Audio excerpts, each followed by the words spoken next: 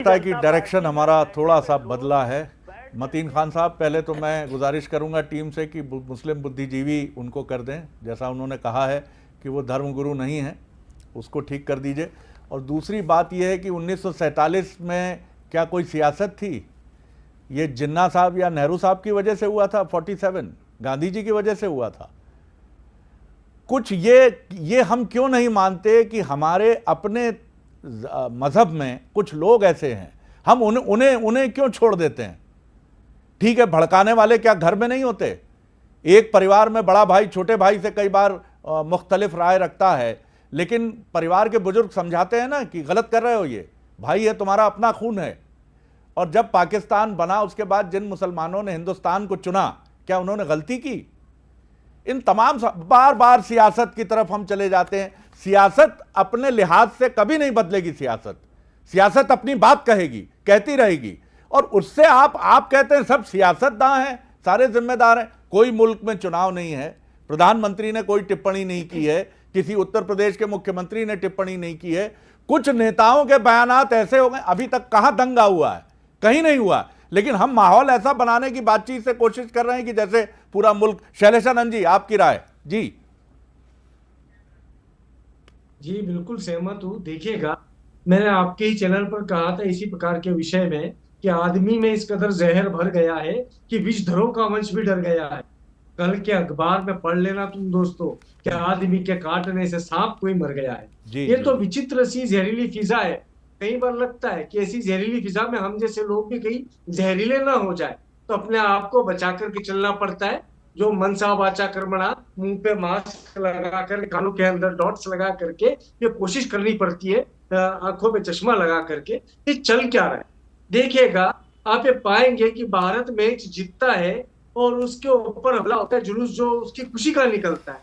कि कहां से यदि कोई व्यक्ति भारत की जीत की खुशी मनाता है, तो उस समय पर यदि एक वर्ग विशेष के लोग हमला करते हैं, तो हमें तो ये जानकारी लेनी है कि ये नफरत कौन फैला रहा है।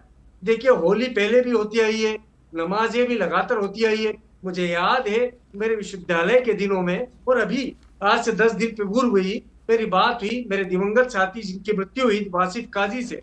उनका कहना यह था कि भाई कितनी जल्दी हम आपके पास आए गुरु महाराज, हम आकर के कड़ाओ की होली खेलेंगे जिसमें डुबके लगाएंगे। तो ये कहाँ था?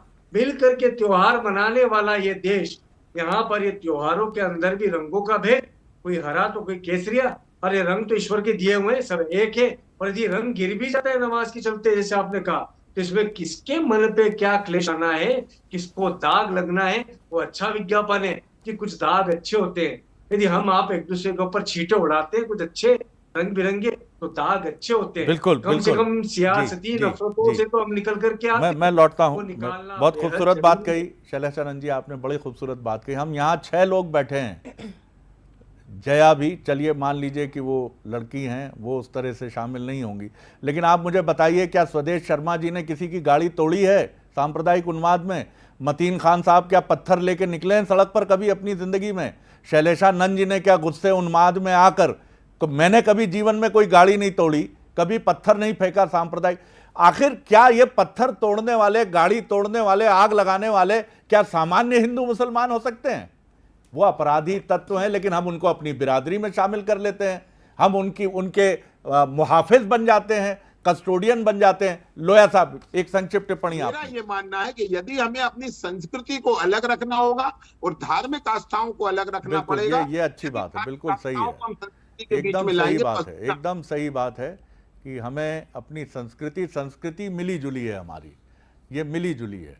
ईद आज की मैं बात करूं तो ये जब से देश आज़ाद हुआ, मैं समझता हूं 12 से 15 बार ऐसा हुआ कि मुहर्रम के समय या शुक्रवार की नमाज, और नमाज भी एक जिस नगर में मस्जिद होती है उस नगर का पूरा इस्लाम धर्म का व्यक्ति नमाज पढ़ने जाता है। ना कोई खास आज ज़्यादा बढ़ जाएंगे, ना सामान्य शुक्रवार को ज़्यादा बढ़ जाएंगे, सब पूरे के पूरे नमाज अदा करते ही हैं फ्राइडे के दिन। लेकिन ये हमेशा होता आया है। मध्य प्रदेश की बात देख लो आप, क्या 2025 में भी शुक्रवार को पड़ा था, और आज़ादी से लेके अब तक 52 में, पढ़ा, 58 में पढ़ा, 69 में पढ़ा, 75 में पढ़ा, 80 में पढ़ा, 86 में पढ़ा, 97 में पढ़ा, 2003 में पढ़ा, 2008 तभी तो राहुल गांधी जी को मोहब्बत की दुकानें खोलनी पड़ रही हैं। और आप बता दें, जैसे किसी भी समाज, चाहे बहुसंख्यक हो या अल्पसंख्यक हो, उसके खिलाफ कोई इस तरह की बात कहेगा तो बर्दाश्त नहीं होगी। लेकिन उन्होंने क्या कहा कि बहुसंख्यक समाज को कोई चिढ़ाएगा नहीं, ये इसका की सुविधा से नमाज पढ़ सकें। मगर कल मैं सुन रहा था कि भोपाल में शहर काजी साहब कह रहे थे कि नहीं, नमाज का समय नहीं बदला जा सकता, ये संभव नहीं है। तो मुझे थोड़ा सा लगता है कि जब रुख में लचीलापन आता है तो निश्चित है समाधान की तरफ जाते हैं, और रुख में जब सख्ती होती है तो निश्चित हम समस्या की तरफ चले जाते हैं। मुझे लगता है कि इसमें थोड़ा रुख जो है वो पॉजिटिव और नरम होना चाहिए।